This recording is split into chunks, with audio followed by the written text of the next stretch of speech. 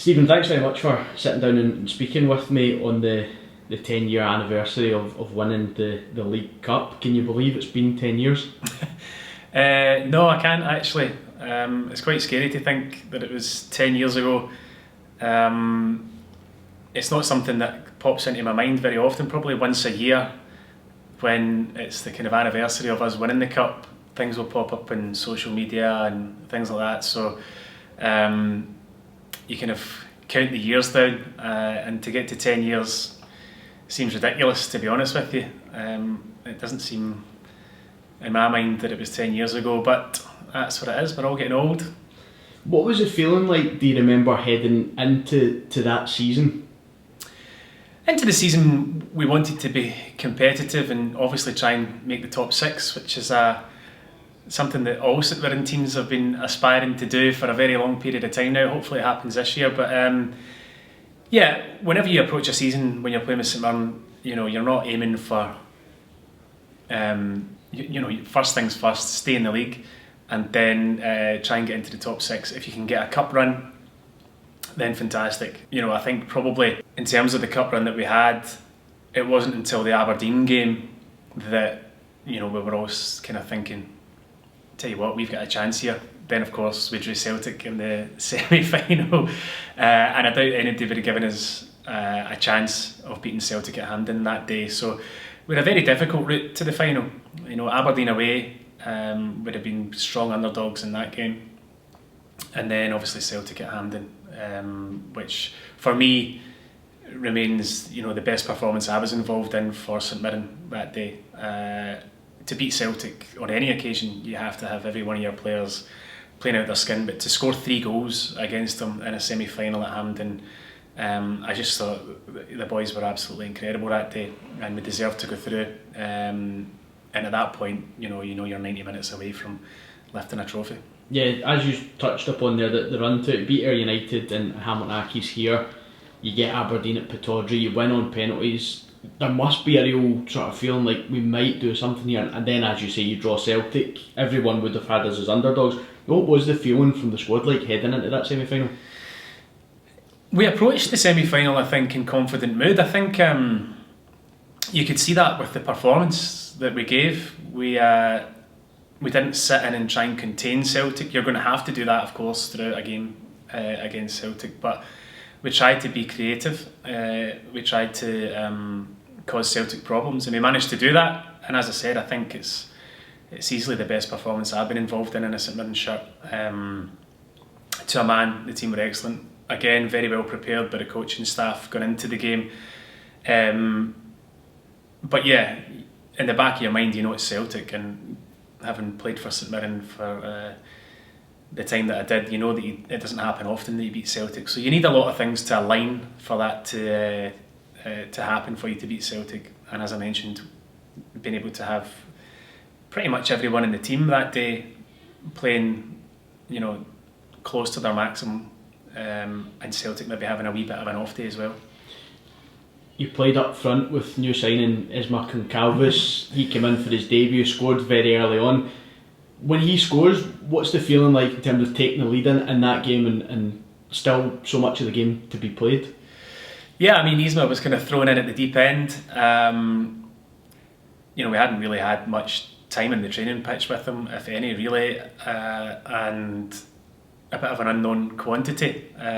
So to score so early on in the game, it definitely gave us a massive boost, because if you go behind to Celtic early on, as we've seen so many times over the years, you're saying to yourself, this could be a long afternoon. But I think that gave us a lift, and I think you could see that with the performance for the rest of the semi-final. We believed that we could score against them, and of course we went on to score 3. You managed to score in the semi-final as well. What did that mean to you? It was amazing. It was. I can't remember that much about it. It was, the ball was thrown in. I think it might even been Cheesy that crossed it remarkably. Not sure if it was. Might have been. And I just knew that I was getting on the end of it. I think I slipped as I hit it. David Van Zanten likes to say it came off my shin, but it didn't. The goalkeeper probably should have done better, but I wasn't caring about that at all. And obviously, in that moment just ran away to the supporters. It was an incredible feeling. Obviously to score in a semi-final at Hampden, but again that gave us a massive lift, and we knew at that point in time it was kind of ours to throw away really. How did you feel after the game when you all headed back into the changing room and knew you had the final to look forward to? It's the best feeling, you know. Semi-finals for me throughout my career were more nerve-wracking than finals at times, because if you get to the final you get to enjoy the day. Alright, you don't want to lose it, but having, you know, playing in a national final, being at Hampden, just the whole experience of playing in a final, the lead up to it is brilliant, you know, the week of press leading up to it, so losing in a semi hurts a wee bit more. So I mean the changing room was absolutely buzzing, and you know, at that point in time, certainly in my mind, I felt as though we would go on and win the final. There was almost 2 months though after winning that semi-final until the final. How difficult was it to maybe try and park that and focus on the league before you got It's back? very difficult, because you want to keep momentum, you want to keep your place in the team, you want to be in that starting 11 for the final, but at the same time you are desperately trying not to get injured. You know, it's pretty much all that you can think about when you've got that final, especially for a club like St Mirren, and from my point of view, I knew it was probably going to be my last opportunity to play in a final, so I was kind of walking on eggshells a wee bit and making sure that I was going to be okay come the week leading up to the final. Yeah, I mean, it's all you can think about. You're playing in a national final, and for me, for what it meant for me personally, it was hard to escape the thoughts of being able to play in a final for your boyhood club. What did it feel like leading into the week, in the weeks into the final, the feeling around the club, the feeling around Paisley as a town as well? Yeah, I mean, you could feel, you definitely knew something was going on in and around the streets, especially the week leading up to the final. You know, different banners around the town, and even out in my local village there was banners up, and just speaking to people, everybody, you know, willing you to do well. So with that came a wee bit of pressure, because you know what it means to the supporters. You know, St Mirren haven't been in that many finals over the years, and obviously the last one had been in 1987, so it had been a while. So the pressure was building. You knew the pressure was building going into the game to win the game. You know, we'd obviously been in cup finals, but we hadn't managed to win a cup since 87. So there was nerves, but there was also a kind of a responsibility, a good pressure to go and win it. And there was a belief amongst the boys. We had a very, very good training week up in St Andrews in the lead up to the final. We were prepared extremely well by Danny Lennon and Tommy Craig, and Austin McPhee, who was the analysis guy at the time, had prepared very good video footage, and everybody got a dossier on the players that were going to be playing against, and we went into the game as prepared as you could possibly be for a final. And as a group, we went in with a lot of belief, having beaten Celtic in the semi, that we were capable of winning the final. But again, we were underdogs. You're playing against Hearts, who are a massive club in Scottish football, so we knew it was going to be difficult. And again, we knew we were going to have to bring a kind of similar level of performance to the semi-final. So just talk us through, you're in the tunnel getting ready to walk out onto the pitch. What's that feeling like, knowing you're leading, especially for you as a boyhood St Mirren fan, knowing you're leading your club out to a cup final? I think you just want the whistle to start, really. Your family are there, you come out the tunnel, you look up, you see 17 or whatever it was, thousand St Mirren fans. The noise is incredible, but all your preparation's done, so you just want the referee to blow the whistle and for the game to start. You're trying not to focus too much on what's around you, but it's very difficult not to do that. I think very much I just got in the zone from the morning I woke up on the day of the final. You know, obviously I knew what it meant to the club, I knew what it meant to me personally, to the team. I was very much as focused as I could be on the game. We did not start the game well, which again I think from the team's point of view shows so much character, because for the opening 20 minutes we were struggling. We were really struggling. I do think if Hearts had scored a second goal in that period and they had chances, then it would have been a very different outcome possibly. But we've scored at the perfect time, just before half time. And I think going in at half time, having scored that goal and being back in the game gave us a huge lift as we came out for the second half. You said at the time the manager had said to you at half time it was written in the stars for you. Did you feel that way? I honestly felt as though I would score in the final. I had been visualising it a lot. I'd used visualisation a lot in the latter part of my career into that goal. And I had a good feeling that I would score in the final. I just needed the chance to arise. So the goal in itself, I can remember vividly dragging the defender away and running across the front post, which was probably my favourite run to make as a striker. And the ball in from Paul Dummett was perfect. I just was concentrating on getting a good connection, and thankfully for me it flew high into the net, and then I couldn't tell you what happened in the next 10-20 seconds. I really couldn't. But looking back on it now, if I see clips of it, I think what I see in my face is relief. I see somebody who just cannot believe what's just happened to them, having grown up and been at the 87 final when Ian Ferguson scored, and to come back to Paisley, where I was born, to St Mirren, and to score a goal in the final. It's difficult to put into words what that means to me as a player, but at that point in time we were 2-1 up. We started to really believe in ourselves. We felt the ascendancy. We started to kind of think, right, hold on, we are actually about to win this cup here. And of course then Connor scores his goal, which was a phenomenal goal to score in a final. I mean, a really, really good goal. And at that point in time, I remember thinking to myself, right, it's done, we have got this. But of course then you're expecting Hearts to come back into the game, and we were desperate not to drop too deep and invite pressure on us. My legs were starting to go a wee bit, so I came off. So I'm then sitting on the bench, and I didn't feel, sometimes when you come off, when you're on the bench and you're watching the game, you can feel nerves, but I felt fully confident that the boys were going to get the job done, and thankfully they did.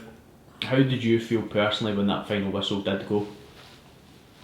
I felt relief. I felt it's one of the best feelings in the world. Just when you win a trophy with a team, it really does create a bond between you, the rest of the staff, the team members, and being able to go onto the pitch and bring my kids onto the pitch was massive. And just celebrate and looking up at all the supporters. And I've heard a few supporters saying, "Oh, it was the best day of my life," looking down onto the pitch after we won. But actually, for me, having played in finals before and in massive games, I've come away from the experience and not really soaked it in. So I wanted to make sure that I spent a lot of time on the pitch and really absorbed the atmosphere and just enjoyed it, because at that point in time I knew this was my last trophy that I was going to win probably. So it was just an amazing feeling, it really was. And then coming back to Paisley in the town centre and seeing all the supporters out when we were on the open top bus, just phenomenal memories, and memories that I'll take to the grave. They really are. Just as I said, I don't think about them often, but when I do kind of have the odd moment of looking back, I'm immensely proud and very privileged to have been able to achieve it with obviously the club I grew up supporting, and to share it with such a group of great boys, and obviously the staff as well. It was an amazing couple of days. Obviously then we didn't have quite as good a run in the league after that. I think just because we were so high, and just the kind of elation of having won a major trophy, and that I mean, I knew straight away, because when people talk about the '87 team and supporters mention it, you know, these guys are heroes. So I knew straight away that we'd done something that would always resonate with supporters and would be part of the history of the club. And for me, that meant the most, that during my time at the club, that in the future, in 10 years, well, we're now at 10 years, 50 years, however many years into the future, that people will look back on our team and remember them fondly, and remember the fact that we did win a trophy for St Mirren, which, again, they're few and far between. So I'm immensely proud that I was part of that side. The word you used after the game to describe it was cathartic. Yeah. I think everybody brings that up quite often. Yeah. How did you feel like it sunk into you pretty much straight away, or do you think it took a couple of days for the real impact of it to take? No, I was aware of, obviously, how big it was for the club, but again, going back to the pressure leading into the game, I did feel a massive amount of pressure and responsibility, and I was trying to deflect it as much as I could, because you can't take that onto the pitch. I knew that this was our shot, this was our only time, really. As I said, it doesn't happen often, so we had to win the game in my mind. So when, obviously, we had won it, joy, you know, you're just ecstatic, you're taking everything in, but there was a huge relief. I felt my shoulders drop, because I know so many St Mirren supporters, I live in the area, and I didn't want to let anybody down. We didn't want to let anybody down, so there was a relief there, a massive relief. Talked about there your feeling with the supporters. You came back up from England to Scotland. You say you felt this was going to be your last shot. Winning a cup with your boyhood club, that stage of your career, I mean, it's the real stuff of dreams, isn't it? It is, and as I said, I try not to think about it too often. You know, I'm not one for having photos up in the house of my football career or memorabilia. I've got one picture up, and it's of me holding my two kids in the final, which is up in my lounge, and I think that kind of tells its own story. You know, I managed to achieve quite a lot in my career. I've got Scotland caps, and I've done, you know, played in finals and various other things, but you know, that one moment for me, I'll always treasure. Being able to, and it is, you know, it is, I'm aware that it's the stuff of dreams, that being able to play in a final and score in a final and win a final for the team that you grew up watching, it's phenomenal. But you know, I don't dwell on it. Supporters obviously are always drawn to players that are boyhood fans of their club, you know, somebody they can really relate to.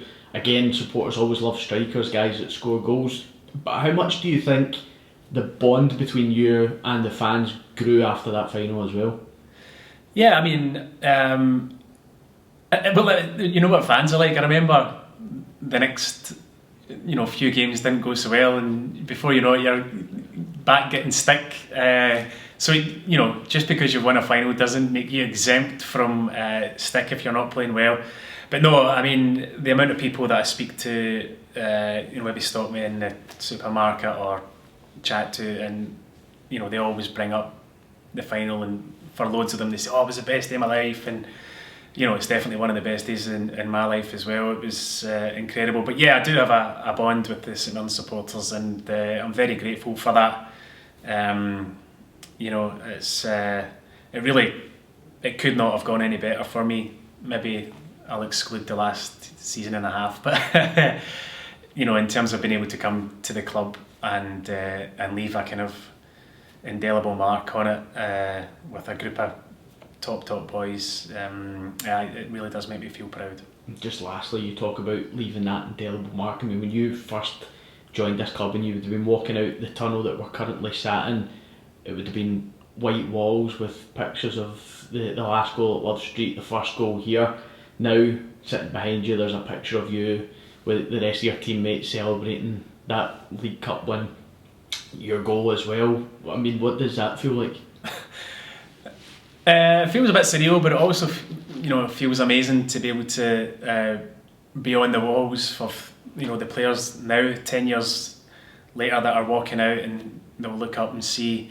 And that's what I said earlier, you've got Ian Ferguson up there and Alex Smith with the 87 team and various other pictures that are part of the history of the club, and to be part of the history of the club means more to me than anything. I'm not one for showing off. My medals are in boxes in the loft, but for me things like that they mean more. The fact that what we achieved as a team will live in the club for forevermore. This is the big moment. Surely this is going to be 1-1, and is.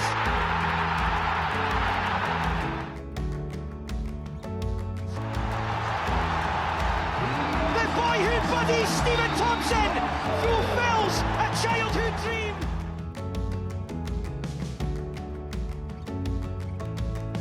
Is Newton continue this run?